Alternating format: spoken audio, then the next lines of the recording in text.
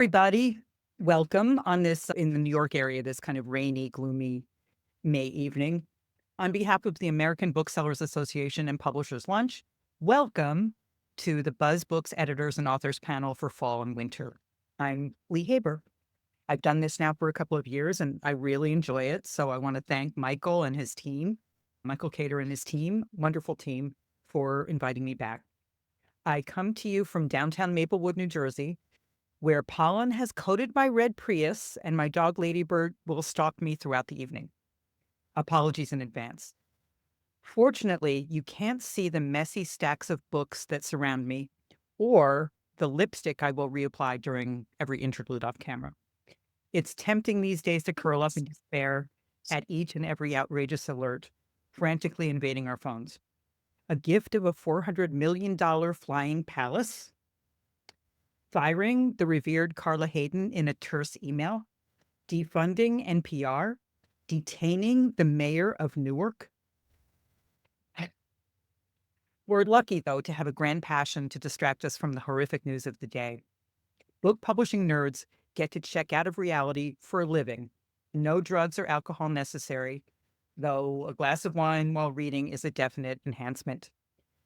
We're thrilled to add these 5 wonderful books and authors and their editors in the spotlight tonight to your TBR pile in the name of bibliophiles everywhere. So without further ado, join me in welcoming our first panelists to the virtual stage we've come to know so well. Okay, so our first, I'm just a little bit out of order here, so pardon me. I want to say one more thing. Be sure to download the free Buzz Books Fall Winter Sampler with substantial excerpts of these 5 titles, as well as many others. We'll post the Buzz Books download link in the chat throughout the evening, along with pre-ordered links to the panelist books. And now let's introduce our first panelists. Okay, I just want to quote from the intro to this book, which is Clay Cain's Burned Down Master's House. Quote from the intro, "Yes, this book will make you uncomfortable, but discomfort is the extravagant price of truth." The book was, it said, quote, "written as a response to the widespread book bans and the political war against Black history." What could be more relevant? Clay Cain is a New York Times bestselling author and award-winning journalist, radio host, and political analyst. More than 3 million listeners tune into The Clay Cain Show on SiriusXM each week. His commentary is heard on TV networks such as ABC, MSNBC, Fox, and CNN, and his work has been featured in the Washington Post, CNN.com, and BET. He's the author of the instant New York Times bestseller, The Grift, whose subtitle is "The Downward Spiral of Black Republicans from the Party of Lincoln to the Cult, Live Through This, and Burn Down Masters." He is a graduate of Rutgers University, Phi Beta Kappa, with a BA in English and African American Studies, and lives outside New York City. And I will say that I've read this incredible book, and it's really gripping, riveting, important, essential. Leticia Gomez is the editorial director for Dafina Books, an imprint of Kensington Publishing, which focuses on traditionally publishing high-quality fiction and nonfiction that centers on race, identity, and its impact on our experiences. Prior to joining the Kensington family, Leticia was a literary film television agent who specialized in bringing culturally diverse voices to the forefront. Now I'm going to ask Clay and Leticia to start their microphones and cameras, join us on the digital stage, and thank you. Thank you, Lee. Good evening, everyone. Set in the American South, featuring the stories of real historical enslaved people that time and history has forgotten, Burned Down Master's House promises to be a powerful and empowering novel that will serve as a call to action for readers. These stories of rebellion will come together to form a fascinating narrative that explores identity, power, and resistance based on fact. And now, without further ado, I'm proud to present to you Clay Cain. Clay, thanks so much for joining us this evening. And my first question for you is, when was the idea to write Burn Down Master's House first conceived, and why did you write it? First, thank you for having me. And in this era where books are under attack, it means so much for me to be here. Thank you so much. So, Burn Down Master's House has been with me for over 20 years. It began as a short story I wrote called Magnolia Row about two enslaved men who fell in love. And the story was inspired by real people in slave narratives, they were called at the time. And it was these quiet truths, these buried truths that we really rarely see in mainstream fiction. Then the novel expanded out of frustration when I heard people like Kanye West say slavery was a choice, when I saw former South Carolina Governor Nikki Haley trying to erase the reason for the Civil War, when I saw Florida Governor Ron DeSantis co-sign a platform that there were personal benefits to slavery. And we're living in an era of misinformation and historical amnesia and lies. So I wrote this book to push back, to remind people that enslaved people were not passive. They resisted, they fought, they strategized, they loved, they dreamed. And so this novel is not only about resistance, it is about brilliant opposition. And it's about setting fire to the lies. And at a time when telling the truth can be dangerous, I wanted to create this epic, unforgettable story that's rooted in fire and pushing back. So this is a story of slavery that people have never read before in mainstream work. Is it true, Clay, that you drew inspiration from Whitney Houston's quote when she said, "I love it when they had no choice"? And did the stories of your own ancestors from Goochland, Virginia, factor in at all when you were writing the novel? Yeah, no, it is true. So in the introduction of the book, I quote the late great Whitney Houston when she was talking about her videos not being played on MTV. And she had one song that was so big called Saving All My Love for You. They were Yeah. forced to play it. And the quote is, Whitney says, "I love it when they have no choice." And that stayed with me because that is what Burned Down Master's House is about, that the oppressors had no choice. This country didn't end slavery because they had a great love for Black people or because Abraham Lincoln adored Black people. It ended because Black people pushed back. And with any marginalized group, when they rise up, it is the group that pushes back that creates the change. So, as Reverend Otis Moss III powerfully said, that President Lincoln had the position, but Frederick Douglass had the power. So the country had no choice. And that in these characters, these real life characters in the book. And yes, this story was also shaped by my own ancestors in Goochland, Virginia. I'm from Philadelphia, but my grandfather was from Goochland, Virginia, an area that had slavery. And so all the main characters rooted in actual people, but all the secondary characters are named after my ancestors. And that was intentional. So this book in many ways is ancestral veneration. I wanted to honor them, to let their names live in this rebellion and this fire. And so this book in many ways is not just about history, but it's about remembering. Because to me, remembering is also resistance. Remembering is also opposition. Yes, so we've already established that the main characters are inspired by real people. So, how does the novel remember and honor these forgotten spirits? This really gets to the heart of the book. I've always loved historical fiction. When I was in college, I was really inspired by Jubilee by Margaret Walker. I was inspired by Arna Bonshem's Black Thunder. Richard Wright, he dabbed into historical fiction as well with Uncle Tom's Children. Those books really changed my life. So what I wanted to do is I wanted to challenge the narrative of slavery that we normally see, the lens that it goes through, to show that there are so many ways that people resisted, big and small. And their tragedies are often documented, but their courage is not as documented. And that's what we need right now, even in this moment. We hear about the tragedies, what's going wrong, what isn't happening. What about the courage? And so historical fiction, it gives me a freedom to bring their spirits back. And I think about where we are today, and this is so important with the theme of the book, is that if you were taught that resisting isn't an option, if you were taught that you should just lay down and play possum, if you were taught that there's no point in fighting back at all, then you aren't even going to try.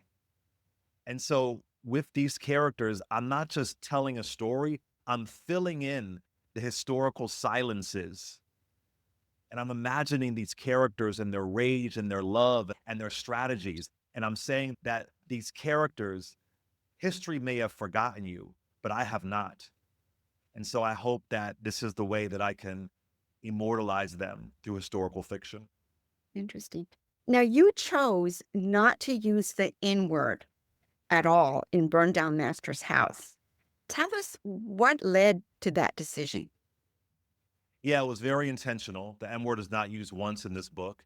I didn't want to write another story about slavery littered with the N word. And to be honest with you, sometimes we see these books or these movies that have the N word, and it's almost like a cartoon. It's very Quentin Tarantino, where the word is thrown around more for shock value than anything else.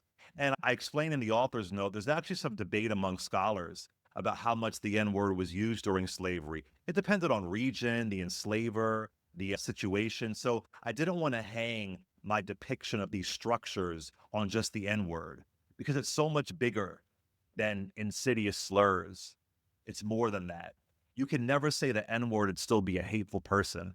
So I'm talking about the systems and the smiles and the laws in the churches and the choices that people make every single day. And I wanted people, the readers, to feel these structures, even when the language is polite or coded. They're very nuanced characters. Even the white characters in the book are very nuanced because sometimes the most dangerous hate, it's the ones that don't really announce themselves. So I wanted this book to hold up a mirror to that, hold up a mirror. And again, it's not about revisiting the familiar, but it's about uncovering what has been hidden. So this is a different kind of truth telling. There's no flinching. There's no looking away. And I believe that the people who live these experiences, they will be proud that I didn't just douse their story in a bunch of racial slurs and some of the things you would expect to hear from a book covering the 19th century American South. Thanks for sharing that with us. Hopefully, we have time for two more quick questions, Clay. You include a Black enslaver in this story based on a real person. Why was it important to include his character? And do you see any parallels in any controversial figures today? Yeah, this character was really important to include. It's important to note, and I explained it in the book, that the small number of Black enslavers, they actually normally owned their family as a matter of protection. But there were a few who were very insidious, and they were actually competing with white enslavers, and they were doing their best to prove themselves. So I show that even in slavery, there were people who would harm their own community to get ahead, who would do anything for proximity to power. This is a very nuanced character. And for folks who read my last book, The Grift, you will see some winks to some people who say the same thing today that was said 200 some years ago. So that's definitely in there. And it's a really powerful and complex part of Burned Down Master's House. Yeah, we have time. One more question, Leticia. Thank you. Okay, thank you. Oh, I said we have time for one more. I'm sorry. Okay, so Clay, you decided to end the novel with the words, "We will answer with fire." How do these words resonate with today's political and cultural climate? Yeah, we're living in scary times right now, politically, culturally, spiritually. It feels like so many of the systems around us are collapsing. So this book is a call to action, again, not just to resist, but to be the opposition with clarity, with purpose, with strategy. And so when I say in the book, we will answer with fire, it's not about destruction for destruction's sake. It's about burning down what no longer serves us, burning down what was built to oppress all of us, and what burning down what was never meant to be to hold us in the first place. So it's a call to action. It's my literary call to action. And for the reader, maybe, just maybe, there's something in your life that's holding you back. Maybe there's a freedom you need to fight for. Maybe there's a house in your life you need to burn down. So when I say burn down Master's house, I mean burn it all down. Start from the ashes. Fire is purification. Fire is clarity. Fire is transformation. And it is the ultimate call to action that this book stands for, and really stands for who I am and where I'm from. So I want to say thank you for having me. I'm so grateful to be able to uplift the book in this way. Clay and Leticia, thank you so much. And I'm just pausing on the term brilliant opposition, which we need so greatly right now. Thank you very much. I know everyone's looking forward to reading the book. I've read it. I love it. Congratulations. Thank you. Okay, our next panelists are Ann Packer and Sarah Stein. Okay, I've just got to say about Some Bright Nowhere, this book had me at hello. Ann Packer is so good at character and tension among a multitude of other talents. When her main character, Claire, who's entering home hospice after a long battle with cancer, tells her devoted husband he needs to move out so her two best friends can care for her during her last days, I crumbled for him and for her, and I think you will too. Stunning book. Ann Packer is the author. The title is Some Bright Nowhere, by the way. Anne is the author of 5 previous works of fiction, including the best-selling novels The Children's Crusade and The Dive from Clausen's Pier, which received the Kate Chopin Literary Award, among other prizes and honors. Her short fiction has appeared in The New Yorker, and her novels have been published around the world. She and her husband divide their time between New York, the Bay Area, and Maine, which I hope is not too exhausting, Anne. Sarah Stein is an executive editor at Harper, an imprint of HarperCollins, where she acquires literary and upmarket fiction and narrative nonfiction. Thank you. For many years, whenever anyone would ask who the dream author I would have on my list, my answer was Ann Packer. And now with Some Bright Nowhere, I have the honor of being her editor. This is Ann's first book in 10 years, one that highlights the radical empathy that so distinguishes Ann's work. This book is about the last days of a marriage, when a wife's final request upends the years of understanding on which a family has been built, and probes what it means to truly love someone and the limits of understanding that a partnership contains. And the jumping off point for Some Bright Nowhere is when a wife makes a heartbreaking request at the end of a long and happy marriage. I've been a fan of yours for ages, years before I became your editor, and I've always loved how your books explore the friction that occurs when a person's desires for self bump up against their duty to their community. Can you talk about how this plays out in the relationship between Eliot and Claire, the couple at the center of your book? Absolutely. And thank you so much. And thanks, Lee, and everybody for having us here. So, yeah, I think what was interesting for me in terms of getting into this book was how you could handle in fiction the kind of unthinkable moment that just stops everything. And I wanted to look at this marriage through the lens of an end-of-life moment. Claire, Eliot's wife, is in the final days of her long, multi-year, I'm not going to say battle with cancer because she doesn't like that. And for her to make a decision, as Lee said, and as you've said, she decides that she thinks her women friends would give her the dying and the death that she actually wants. And she asks him to do this for her. And it's like, how can he say no? How can he say yes? And I wanted to explore the way that self-interest and other interests, for want of a better term, are constantly banging up against each other in life. I feel like it's something that I've been working on throughout my career, looking at the sort of the personal versus the collective. And in my first novel, The Dive from Clausen's Pier, the narrator asks rhetorically, how much do we owe the people we love? And I think I've been trying to answer that question now for 25 years or more.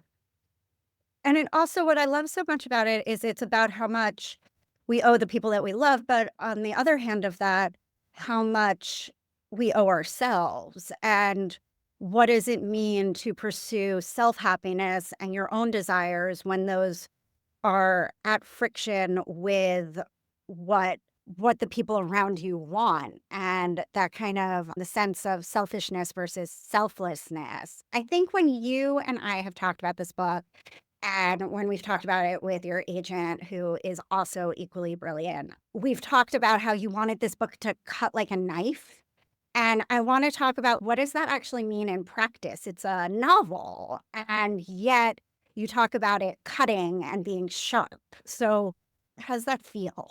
It's interesting from very early on in the writing process. And this was a book that I wrote very quickly. I've had books that have taken 10 years. I think this book, the first draft, took me 4 months. And the entire time I was getting going with it, I was thinking it has to be like a knife. And I didn't even stop to ask myself what I meant by that. But I think what I really meant was slim and pointed.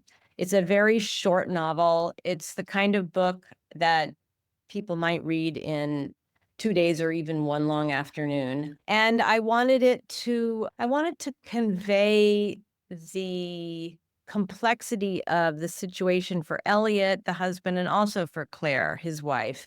And in fact, you're exactly right. When you ask the question, how much do we owe the people we love? It's not going to be a problem if it's not costing you something on the other side. And for Eliot, the desire, the necessity to give Claire what she's asking for, even if he doesn't really understand why she's asking for it, drives everything. But the book then asks, then what would happen? What would happen if you were asked by the person you love most in the world to do something that so shocked you that you could hardly even imagine doing it, and yet you have to? What does providing something that feels so hard to give, what does that feel like? And I wanted to really, like a knife, cut close to the bone for Eliot so that the reader could really be with him on this journey of going through this transition in his wife's life without her.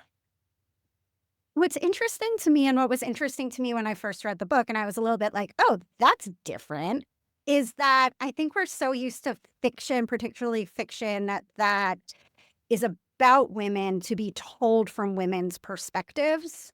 And this, you tell the story from Eliot's perspective. And I think what I found so profound about it is the way in which it tells a story of how masculinity and patriarchy trap men as much as women. And I'm curious about this decision of point of view, the decision not to tell. You don't even have Claire's POV at all. So everything you understand about Claire, you understand through how Eliot is witnessing her and reacting to her. And I think that tension is really important for Eliot's journey. So I'm curious about this decision to be so deep inside Eliot without giving space for Claire to have her own sections. I could so readily and completely imagine the experience that the women would have, Claire and her two friends. Being in my 60s, I've now had the unfortunate experience of being close to people who have gone through this kind of illness and, in fact, lost their lives to it. And I was very involved with two friends and their families through a journey like this. And so I felt like I really understood that. I heard about a situation like the one that is depicted in the novel. And the thing I just couldn't imagine was, what would that be like for the husband? Forget what kind of husband. Forget if he's, and I don't really think this way anyway, but forget if he's like a good husband or a bad husband. He's a human being who's at this really important juncture in his life being asked to step aside. And indeed, patriarchy has given him a fairly traditional marriage. He's been the primary breadwinner. He's traveled for work. She's been, though she worked, front and center with the children. And the experience of her illness has introduced him very late in life to what it actually means to take care of somebody. And I really wanted to explore how that would feel for a man born when I was in the late 50s. And I think what's so lovely about it is you get into this distinction between providing and taking care. And I think that's really important. I think it gets into a lot of conversations that we're having currently about masculinity and how to teach masculinity. And even though the book itself is about this couple, I feel like there's pieces of it that can be extracted to a larger conversation about where we are in the world today. Yeah, I think so. It's so funny when you write a book, you're not thinking, what will the readers be talking about? You're just, you're in those characters, you're in those sentences. And then afterward, when you start this lovely process of getting the book ready to go out into the world, you discover what the themes are and what the discussable themes are as you get the book ready for publication, which has just been fascinating and such a great and fun part of working with you.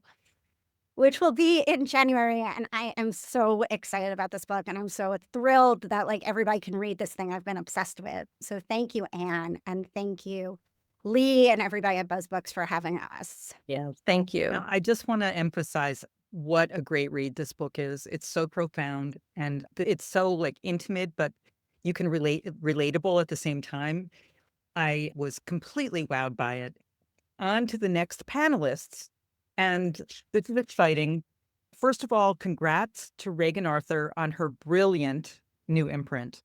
Her literary instincts are unerring, which is why it's such a thrill to have devoured one of her first titles. An extraordinary novel, an alt history like no other, got a dark academia thing to it. It's just simply splendid. The Book of Guilt by Catherine Chicchi is the book that we're talking about. Catherine's novels have been published to international acclaim.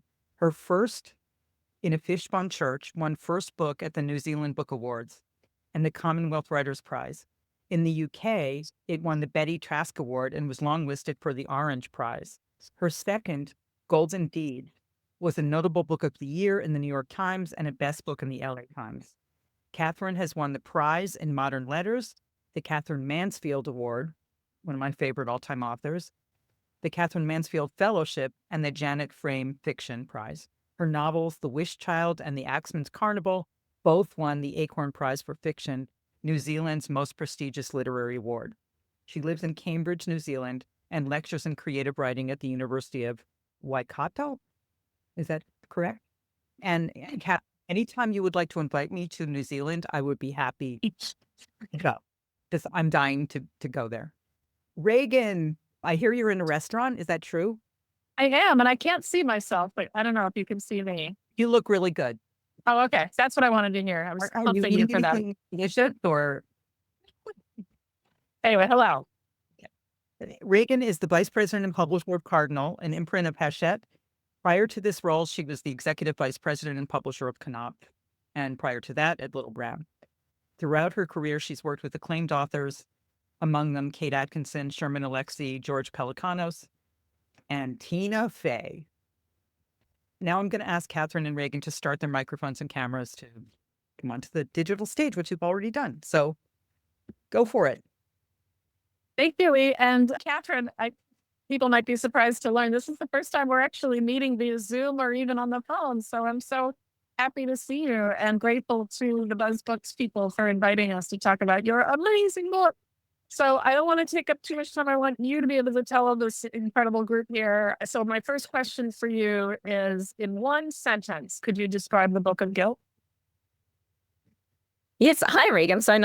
Reagan. So nice to see your face. And thank you, Lee. Thank you to BuzzBooks for inviting me. So in one sentence, in a skewed version of 1979 England, children's homes that are part of a national scheme are being shut down and the children released into the community, which is making the community very nervous. Very well done. Very well summarized. It's a book that's hard to contain.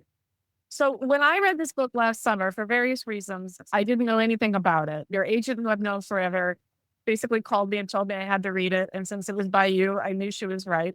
So I read it blind. And so all of these touches that are vaguely surreal, like these characters named Mother Night and Mother Day, all of it felt sort of possible. And so I found myself Googling things like the Sycamore scheme. And I've seen other readers comment on this too. I found myself Googling historical facts that I should know by now, but there was so much about it that felt possible. And it reminded me of that great Ray Bradbury story, The Sound of Thunder, which is what gave us the now ubiquitous phrase, the butterfly effect. One small thing, or perhaps a big thing, one event can change the whole course of human history. And so I'm just sorry to be looking at my notes, but I just love the way you took that question that so many of us have thought about. Anybody, what would have happened if World War II ended a different way? And you spun that out in a completely, I don't think any of us would have thought of it going the way that you've imagined it. And I won't give too much away, but I'm wondering, was that your inciting idea for the novel, or was there something else that drew you to these characters and this place? Yeah, that was the inciting idea, and it's a difficult book to talk about without giving things away. I agree. I'm so pleased to hear about the Googling. I did know that other readers had been looking up the Sycamore scheme as well to see if it was real, which is delightful. But yeah, my idea was not to take as a jumping off point what if the Nazis had been victorious, which I guess is the more usual scenario for a counterfactual novel like this. But what if nobody won? So what if an uneasy truce was declared and a treaty was signed and concessions had to be made on both sides? And what if one upshot from that treaty was the sharing of research conducted during the war, and the kind of research that would allow for great scientific advances and medical advances to happen much earlier? And then what does that mean ethically if we're going to say, all right, we'll use unethically obtained data from the war and we're going to try to make something good out of that? What does that mean morally? I guess also the other seed for the book was thinking about these identical triplets, 13-year-old brothers, Vincent, William, and Lawrence, and how even though people can be genetically identical and difficult to tell apart, they can have really different personalities and they can have favorites amongst themselves. So Vincent, who's the main narrator of the Book of Guilt, has a deep love for his brother William, but William is quite cruel to him. And Lawrence, who is the gentler brother and kinder brother, doesn't have the same bond with Vincent. So I wanted to explore that really difficult dynamic between siblings and within a family. One of the great delights of the novel is Vincent's role as our, I would say, principal narrator, and his voice and his personality. You really inhabit a 13-year-old boy, which I'm safely assuming you've never been, but we are so in his world and seeing the world from his perspective. And I just wondered if that was a challenge for you or how you came to that voice and to that perspective. Yeah, I really loved writing as Vincent, and I think I was drawn to creating a character at that stage of his life because it's a stage when everything is in such a state of flux, and when we begin to question the world and what we've always thought was true and the adults that we've always trusted and those in positions of authority. So, you know, at 13, yes, we still have one foot firmly in childhood, but we are also beginning to develop an adult sensibility. And it was really important to me to present Vincent as a believable 13-year-old boy, for instance, to have him feeling clueless about what to say to the girls from one of the other children's homes who come to visit in order to prepare the children for their release into the community. So we see Vincent stumbling his way through these really painful and also funny socialization days. And possibly we as readers remember when we were awkward 13-year-olds then too. But I wanted to do a bit more than that with Vincent and with the other child narrator in the book, a girl called Nancy, who's also 13 and who lives with her parents but has never been allowed to leave their property her entire life. So I wanted those moments when those two children narrators begin to question everything they thought they knew about these strange, isolated worlds. I wanted those moments to feel risky and quite thrilling and to have a certain intensity about them. So when the children are beginning to kick against the obfuscation around their lives and around who they are, I wanted to make the reader start to question and try to piece together the dark truths at the heart of the novel and to want to keep reading, to find out, as the children find out, what exactly has been going on. There is so much going on. And I will admit that as a reader, I'm not naturally drawn to dystopian fiction. And yet this book is that in many senses. And I think that a lot of what people respond to in dystopian fiction and me and your book is that sense of like how close it is to something possible in our world now. I shouldn't have been surprised when I Googled this and I learned that there is an actual, just as in your novel, there's a minister of loneliness in the UK. That is an actual position that was created in 2022, and we can all now understand why. But were you aiming to make comparisons about the world we live in now, or invite readers to do that? Or do you feel the sort of echoes are almost accidental? Yeah, just as with my earlier novel, Remote Sympathy, which was set in Nazi Germany, I always had an interest in our human capacity to look the other way from injustice and to exist in a state of not blissful ignorance, but willful ignorance, and to convince ourselves that the greater good is an acceptable reason for valuing some lives less than others. Because the greater good always implies a subset of people who won't benefit, and that there will be some undesirable outcomes for those people. And those are the ones who are brushed aside and looked away from and minimized. And so through the character of the Minister of Loneliness, and incidentally, the idea for her came from my reading of an article about the Japanese Minister of Loneliness that existed before the British one. But yeah, I grabbed onto that title as being really interesting and something that I wanted to weave into a book. So in the Book of Guilt, the character of the Minister of Loneliness experiences this gradual moral shift. And I want readers to put themselves in her shoes and to ask, what would I have done given this population who are just expected to sacrifice for the greater good? And then once I have that knowledge about what we're asking them to do, and I can't unknow it, then what am I going to do with that? Catherine, it's such a joy to meet you, first of all, but to hear you talk about this book that I love so much. And I'm excited for all of you to discover it as well. So thank you so much. Yeah, congratulations. Thank you. Well, it's really a Thanks, wonderful Reagan. book. It's so rich. Amazing. So thank you. And yeah, the Minister of Loneliness, I think we all need a little dose of that. So Thanks, Lee. Thanks, Reagan. thanks, guys. Thank you all. Great to see you. Great to see you too. All right. Next up is a book called The Exes by Leodora Darlington. And really excited for this one also. I've cracked it, and it's really suspenseful, really propulsive, really provocative.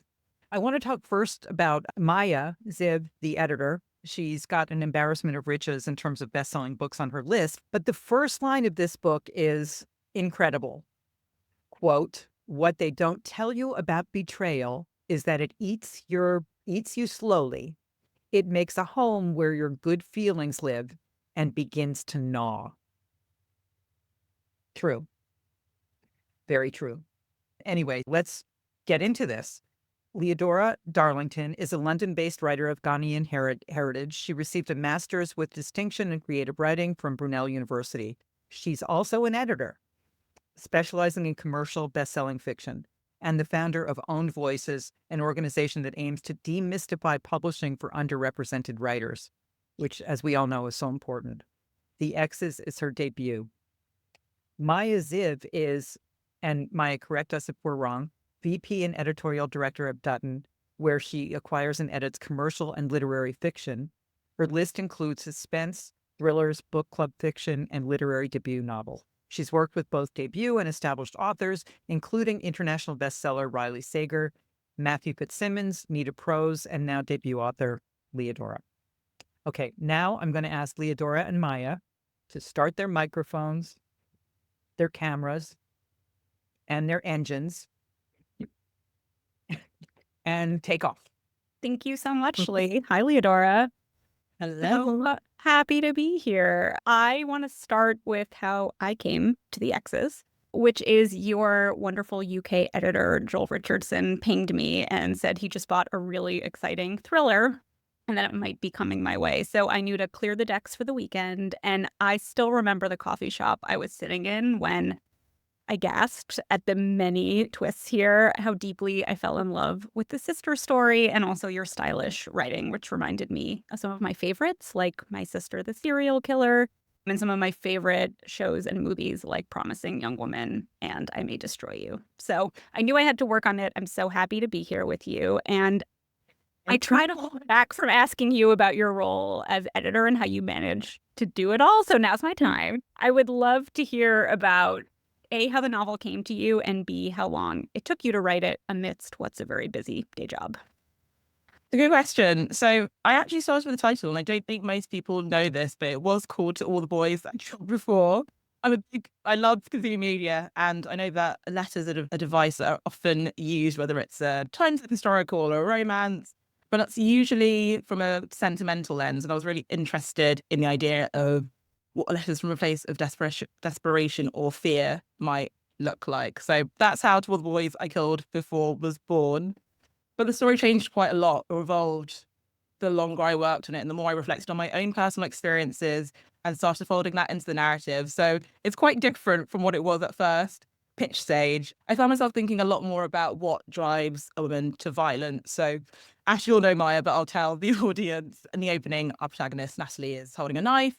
She's terrified that she's going to use it to hurt her husband, who is sobbing next door. She really doesn't want to, but she doesn't think she can stop herself from doing it. And the novel then goes back, looking through windows in her life, her childhood, her past relationships, and this relationship in particular, to figure out how we've got there. So it's a lot about how everyone should really go to therapy, but told from a twisty lens. It's a really good segue because I know you talked to therapists in researching this novel and got some peer review. So would love to hear more about that process. Yes. I have an aunt who's a psychotherapist and has been doing that for 25 years. So early on in the novel's life cycle, as it were, she was a good head to chat to just on the solid plot terms. Like, how much can you tell a therapist before they have to go to the police? Quite a lot, it turns out. Also fascinating to discover that you can be struck off the UK clinical psychotherapist register and still be a counsellor. But on a personal level, I then went on to do some more research, talking to more therapists, reading more books. I've always had a bit of an interest in how trauma impacts people without going into too much detail. I remember there was a particular time in my life that was quite stressful. I was doing my writing masters, really fun. I was working a 12-hour-a-day job, which was quite high stress and just a bit of a trigger warning for anyone who has experienced familial violence. But for example, one day I found myself running into oncoming traffic to pull a teenage girl up the road who was trying to throw herself in front of a car because her dad had tried to murder her the night before. So it was quite a lot of stuff going on. And my mum was dying at the same time. And I remember at this time period, I'd walk around and find myself having these really weird blank memory spots. So I've been interested in how trauma and memory intersect for a very long time. And the research was fascinating. Trauma can impact your hand-eye coordination, which I didn't know was a thing. There's a real link between trauma and your ability to imagine. So for some people, it can trigger really erratic imaginations, but for some, it just totally kills it. And not everything could go into the book, but it was absolutely fascinating. Also interesting to hear how much work therapists have to do on themselves and really work through and deeply work through their own trauma in order to get qualified, because of course, you can't bring your own stuff into the room, which some therapists still do. But this book was also looking a little bit about that interesting dynamic and the challenge there. So fascinating. It's one thing I love about Natalie, our main character, so much as she believes she has this monster inside her. She has a string of dead exes behind her. She's not quite sure of what she's capable of doing. And I just think there is something actually very relatable to the idea of parts of ourselves we don't want to look at. So I know you work with a crime suspense for your job and read a lot of it. So I'm so curious what was most important to you in sitting down to write the novel and what was daunting. Oof, I definitely found it quite daunting because I know how many incredible authors there are out there. I'm very lucky in getting to work with some of them, as you said. So I had to spend a lot of time trying to switch off the part of my brain that thought anyone might read it. Particularly my own authors who are so incredible. I've sent them a lot of editorial notes. I'm sure they could read the book and go, you wouldn't let me get away with that. But once I was able to do that, it was a lot of fun. I've been writing quite nerdly and quite sad books myself since I was about 30. I just sit away and tap away and reread them from time to time as my own little nerdy form of entertainment. So when I could relax into it, it was, a lot of creative fun. Great. I'm actually always curious by writers. Was it love of writing that got you into publishing, or was it love of reading? It's chicken and egg, isn't it? Ultimately, I think it was the reading first. Like everyone who works in publishing, books have been a love of mine for a long time. But as part and parcel of that, I ended up doing a master's in creative writing. And because I think everyone who teaches creative writing is worried about what we can do with the degree, part of it was studying how writing is used in the workplace. And as part of that module, I ended up reading the Spread the Words Writing the Future report, which is an analysis of the representation in the British publishing industry, which, newsflash, not amazing. And particularly in the commercial fiction space. And I remember reading that and thinking, okay, great. Yeah, this is what I want to do. I want to be able to step into publishing and diversify the voice, able to get into the industry. And actually, I sat down with an assistant last week or week before last, and it's shocking, but I remember her saying to me, "You're the only Black editor I've ever met," which is amazing. But that's how I ended up coming into the editor role. And your novel has some of that too, of just looking at especially how women of color are more at danger, including. For sure. So you only recently told me the kind of unbelievable story of how the span of time it took you to write this book. You don't mind humoring me. I would love for you to tell everybody. Yes, I'm quite deadline oriented, and I've been writing the novel in bits and starts. I'd had this idea, I loved it. I'd sit down, write 4,000 words, and I wouldn't touch it for 2 months. I'd write 5,000 words. I wouldn't touch it for another 3 months. So I scheduled a bunch of emails to go out to agents under a pseudonym, by the way, because I hadn't shown any of the material to anyone, and I work in the industry. And what if they thought it was terrible and they never wanted to swing anymore? I never. Wow, you just never know. But I then got glandular fever, which I think is more commonly known as mono. And to clarify, that can knock people out for a year. So I didn't finish the book. And I forgot I scheduled these emails until about 3 hours after the emails had all gone. But very luckily, within hours, a number of agents were like, "Oh, this is amazing. I want to read the full manuscript." And I had to go, "I'm so sorry, that doesn't actually exist." And this was on a Friday. And I said, "I'll send you the half that I have on Monday." I didn't actually have half yet. I wrote 15,000 words over the weekend. And then once I my 50,000 words over Christmas in 2 weeks. Wouldn't recommend it. It's not the done. It isn't how I advise my authors to write something, shall we say. But it was productive, and I found it, an interesting read. It's hard to believe because the novel was very polished when it came to me. And so when did you reveal your identity to these agents? Because it was your real name on submission to editors. Yeah. So I think by the time I'd got an agent, the cat was out of the bag. But it was essentially after agents had said they wanted to meet me. And I was quite lucky. I think of all the agents I submitted to, only 2 passed. So I had 11, 12 agent offers. But at the point of having to show up, I had to say, "Hey, by the way, I know I'm meeting you tomorrow. It's me, individual." But I waited until that final, "Hey, we'd love to meet you to discuss representation." Very lucky. Going out to editors, much scarier because I couldn't hide the pseudonym. But fortunately in the UK, Joel preempted it overnight, and in the US, you're all very speedy too. So thank you, Maya, that reading in the They were that novel. We have a minute left, so I'm going to throw a dense question at you, which is, if you could have listeners take one thing away from this novel, what would it be? And I would love you to also wrap into that answer the beautiful role family plays in this book. Oh, yeah, that's a great question. I'd love people to know that it's entertaining for twists. It's going to make your jaw drop, yes. But I also want people to know that beneath all the fun and beneath all the twists, there are some really important messages in there without it feeling worthy. And it's not just for women, not just for people of colour, although those messages do speak to them in particular too. But for anyone who's ever felt a little bit broken, I think it's for you. I hope people enjoy your read. I love it so much. I can't wait for people to read it. Please drop me an email when you get to the twists. I want to know what you think. And Lee, thank you again. Such a pleasure to be here.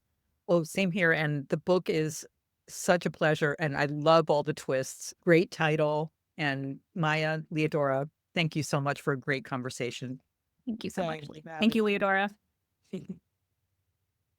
And I want her name instead of just Lee. Leodora. Come on. Okay, next up is The Poet Empress by Shara Tao, published by Monique Patterson at Bramble. And I just want to read, like, there was an announcement somewhere of this acquisition, and the description included this: in the declining Azalea dynasty, where poetry magic is forbidden to women, rice farmer Wei tricks her way into being selected as an imperial concubine to a cruel tyrant.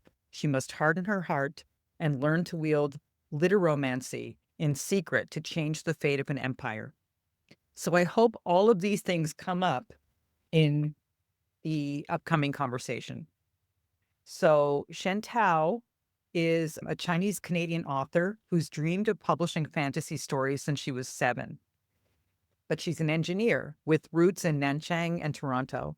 She later moved to Seattle to be closer to the mountains and the ocean, where she currently resides with her partner, her piano, and her menagerie of stuffed critters. Yeah, I love being near the ocean, but I have to be able to swim. Anyway, Monique is VP and editorial director of Bramble, which is part of Tor Publishing Group's romance imprint, and the place where the romantic and the speculative meet, I've read. But Monique, correct me if I'm wrong. Throughout her publishing career, she's worked with numerous best-selling authors across genres, including romance, women's fiction, and fantasy. She is known for acquiring diverse voices and championing books that resonate with readers seeking fresh perspectives and compelling storytelling. Okay, now I invite Shen and Monique to start their microphones and cameras. There you are. And there you are on the digital stage, and take it away. I'm fascinated by this conversation. Thanks. Thank you very much. Thank you, BuzzBooks, for the chance to be here with you. Shen, I'm so glad that we get to talk more about this book. We have talked about it so many times, but there's so many things to continually explore. The Poet Empress is unforgettable. I don't feel like it's hyperbolic to say it's life-changing. It's mind-altering, and it's a deeply intimate fantasy epic. Every single person at the Tor Publishing Group who's worked on this book has pretty much lost their mind and fully joined the cult of the Poet Empress in the best way possible. I feel like every sentence of this book shines like a pearl. You take us on a deeply profound emotional journey, and the moral landscape that you have us traverse is what I've come to call in my mind ferociously unforgettable. You also do a phenomenal job of balancing the sensual glories of the court along with its disturbing underbelly. I marvel at how masterfully you've done that, among other things. And it leads me to a rather simple but highly interesting question. How is a novel like this born? Yeah. So before I dive into it, I just wanted to thank Lee and BuzzBooks for having us. It's an incredible privilege to be here, and 4 tough acts to follow. All of your books sound so good. So yeah, The Poet Empress and how the book was born. I think the setting really came first. Actually, let me back up a little bit. I did say in my bio that I've been writing since I was 7. I've always wanted to write fantasy, and The Poet Empress is actually my 9th book. So that means I wrote 8 books that went nowhere before I published this one. And those 8 books, so I've been writing fantasy for forever, and I've always been writing stories that I think will sell with a certain amount of what am I seeing around me in the market, and what do I think is going to sell. And finally, I just decided I'm just going to write the story of my heart and maybe not care about all that. And then so I wrote a story that was deeply inspired by culture and history, and of course an homage to classical Chinese poetry, a story where a main character is a young woman who maybe could be any of us, who doesn't have any special powers, who isn't chosen or ordained by fate, who wins through wit and resilience and empathy, and not necessarily special martial combat powers. A story where she discovers that people are good and kind, a story that maybe deviates from the way we think things might go. And yeah, so I think I just went for it, for lack of a better word. And yeah, I feel like readers can really tell when you've put your heart and soul into a book, because that's the one that ended up with you. And I'm so grateful to be with Bramble and with Tor. Yes, we're all extremely excited. And I'm not exaggerating when I say everyone who reads it drops me this glowing email about this book. I can't wait for it to come out and just shake everyone's mind. You mentioned classical Chinese poetry, and I found it amazing seeing how you incorporated classical Chinese poetry into the Poet Empress. Speak a little bit more about your inspiration there and which classical poems inspired you most? Yeah, that's a really good question. I don't know how many people are of a Chinese descent in the audience, but probably you can relate to this if I say that a lot of us are made to memorize these classical poems since we were little. It's just an inseparable part of the culture and a mark of scholarship that you're able to memorize these poems and perform them in front of your aunts and uncles at family functions and quote from them as you grow into an older person. When I was younger, that also happened to me. I had to memorize many of these poems. And I didn't necessarily appreciate them when I was younger, I'll be honest, because one, it was something that we had to do. And two, a lot of the nuance was maybe lost to me at a younger age. It wasn't until I came back to them when I was older that I realized like the genius and the subtlety in those poems and the amount of things that can be expressed. And like sometimes as few as 20 characters, like 4 lines, 5 characters each. One of my favorites, and I'm not going to embarrass myself by trying to recite it in Chinese, but one of them is, I want to call out this one that really resonates with me. And it's by He Zhi. I'm also not going to embarrass myself and try to recall the author on the spot, but I think it's a Tang Dynasty poem, and it's about this person who leaves his village when he was very young. And then he comes back to it, and it's a place that he doesn't recognize. And it's 4 simple lines, 5 characters each. And it goes something like this. Let me see if I can try to translate it on the spot. When I was young, very young, I left home. And I didn't go back until I was older. I still had my country accent from my youth, and my hair and my temple was thinning. And when I went back to my village as a guest, the children of the village saw me and they're pointing, they're laughing, and they're like, "Who is this? I don't recognize you. Where do you come from?" And of course, it's put a lot more eloquently and beautifully and poetically than I can ever realize. But that was one of the poems I had read, memorized as a very young child. Didn't get it. And when I was older, I was like, wow, it really hit me like an emotional truck, because it really feels a lot like this, where all of us in the audience, we're probably from some place where there's a certain accent, the way the buildings look, the certain way your mama talks. And I think when you move away from some place, and in my case, like immigrating to Canada, I lose a lot of that. And then when I go back, oftentimes people will be like, "You've changed. I don't recognize you. Who are you? Who's this person?" And I think the fact that the poet could pack all of that into 4 lines, yeah, it was really special and really emotional. That is such a great answer, and it's really inspiring me to revisit all the forms of poetry that I love, whether they're in music or straightforward like poems, and just all the inspiration that I get from there. And I had a poetry teacher who in my senior year of high school who said that poetry is the language of the angels. And that was the first time I heard it described that way, because before that I was like, I don't get poetry. It's so hard to understand. And she opened up this window for me, and I feel so what you're saying is so like hitting me. And Yeah. and it makes so much sense in the context of like how you ended up shaping. Now, let's talk about Taryn. Okay. Character, an amazing character, complicated and nuanced villain and human being. And I don't know if you would use those same words to describe him. So I want to hear more about that. But I literally can't stop thinking about him, how awful he is to play, and how sad and lonely he is, and how his character makes me think of someone in-house used this line. They said about this book, how love is a weapon and how it's necessary for a way to wield this weapon, because Taryn is who he is. How did he first come to you as character? And was it a struggle to balance him being the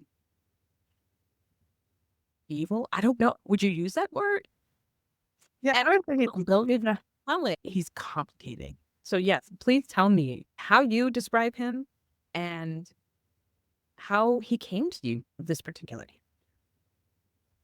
Yeah, that's a really good question. I think I am very proud of this particular character, because I do feel like there's a lot of stuff that I didn't realize it was even possible for me to bring out in a book. I think it was definitely a journey. Something you might not know about the process of creating this book actually is that it was as much a journey of discovery for me as it was for Wei, the main character, which is why I will maintain that The Poet Empress is one of the coolest writing experiences I have ever had, where the premise of it is that to kill him, Wei has to write a love poem for him. But in doing so, she discovers truth and emotion, but in things of the past that are not as they seem. And I was discovering it right next to her. I was right there with her, like discovering every single beat, realizing, having the same epiphanies and realizations. And it was so cool because at the very end, the climax of the book, when she realizes finally what her poem was about, was, I think, when I realized what The Poet Empress, the book, is about. And I'm not going to give it away because I would love for everyone here to read that and go on the journey with us. But it is built through time. And I think it's as much a process of discovery for me as it was for the main character.